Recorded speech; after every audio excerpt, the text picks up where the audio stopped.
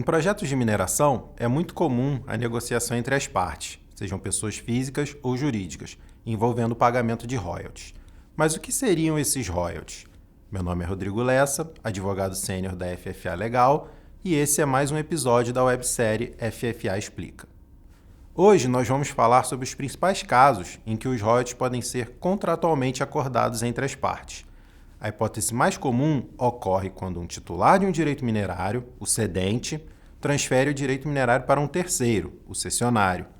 No contrato de cessão, as partes acordam os termos e condições para a transferência do direito minerário, incluindo o pagamento do preço pela aquisição e, adicionalmente, o pagamento de royalties pelo cessionário ao cedente após o início das atividades de produção.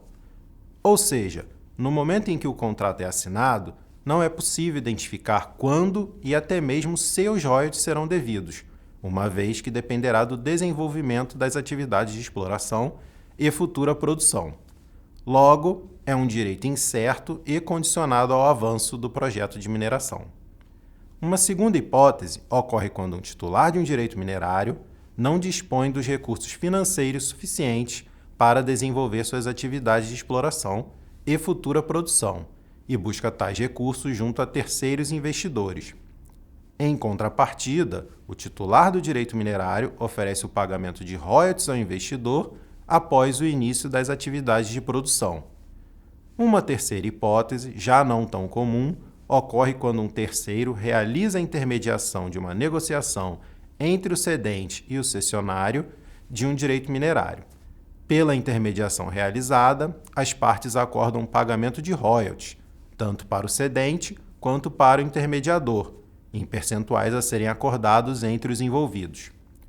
É importante esclarecer que, além dos royalties acordados de forma privada entre as partes, existem os chamados royalties legais, que na verdade se tratam de participação no resultado da exploração mineral. A primeira delas é a CEFEM, a compensação financeira pela exploração mineral, prevista na Constituição Federal, sendo uma contraprestação paga pelo minerador à União, aos estados, Distrito Federal e municípios, pelo aproveitamento econômico dos recursos minerais.